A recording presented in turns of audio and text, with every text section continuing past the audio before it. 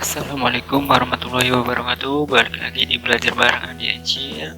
Kali ini kita akan membahas materi tentang perbedaan antara surat pribadi dan surat dinas. Teman-teman, apakah kalian sudah pernah membuat surat?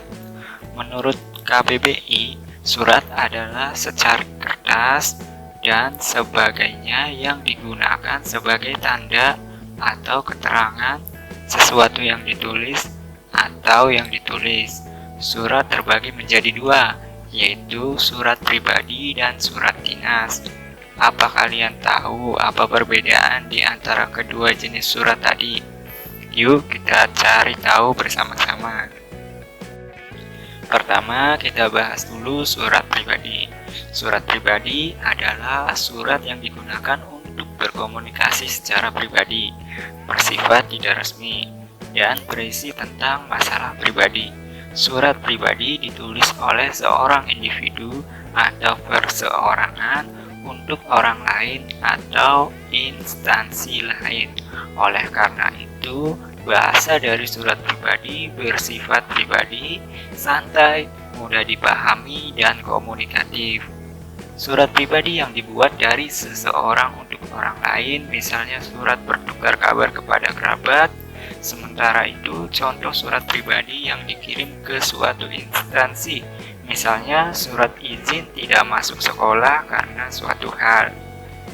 Jika bahasa dalam surat resmi lebih baku dan jelas polanya, maka tidak demikian dengan surat pribadi. Namun, dalam surat pribadi tetap ada hal yang perlu diperhatikan, yaitu tata etika atau sopan santun, khususnya jika kita menulis kepada orang lain yang lebih dewasa. Berikut adalah contoh dari surat pribadi. Unsur-unsur surat pribadi. Yang pertama, tempat dan tanggal penulisan surat. Yang kedua, tujuan surat. Yang ketiga, salam pembuka. Yang keempat, isi surat. Yang kelima, salam penutup. Dan yang terakhir, identitas pengirim surat. Surat pribadi di atas merupakan surat yang ditujukan dari seorang anak kepada orang tuanya. Seperti yang kita lihat pada contoh tersebut, bahasa yang digunakan dalam surat pribadi biasanya menggunakan bahasa percakapan sehari-hari. Kemudian yang selanjutnya yaitu surat resmi. Surat resmi biasa juga disebut dengan surat dinas. Surat dinas adalah surat yang dikirim oleh suatu instansi atau lembaga kepada perseorangan atau ke instansi lain yang berisi hal-hal kedinasan. Contoh dari surat dinas adalah surat undangan, surat jual beli, surat perjanjian, nota dinas, dan lain-lain.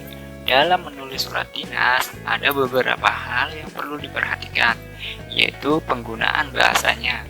Namun, bahasa yang digunakan pada surat dinas ini lebih mudah dibanding surat pribadi. Surat resmi tidak memerlukan bahasa yang bertele-tele. Gaya bahasa surat resmi lebih singkat, jelas, dan berpola tetap. Nah, untuk unsur-unsur surat resmi, yaitu sebagai berikut. Yang pertama, kepala surat atau kop surat. Yang kedua, nomor surat. Yang ketiga, tanggal surat. Yang keempat, lampiran surat.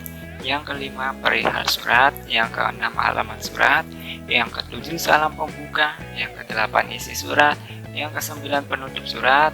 Yang kesepuluh, identitas pengirim. Dan yang terakhir, salam penutup. Surat resmi hanya dapat ditulis oleh sebuah instansi kepada instansi lain atau individu.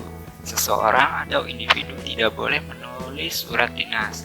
Maka pada surat dinas ada kepala surat dan nomor surat. Isi surat dinas berkaitan dengan topik kedinasan.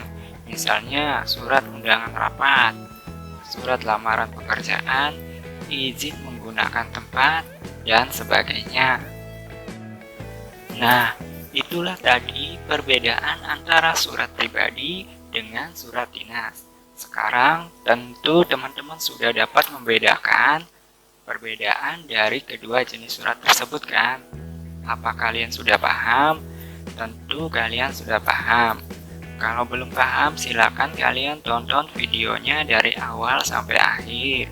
Terima kasih sudah menyimak pembelajaran kali ini. Semoga bermanfaat. Saya akhiri. Wassalamualaikum warahmatullahi wabarakatuh.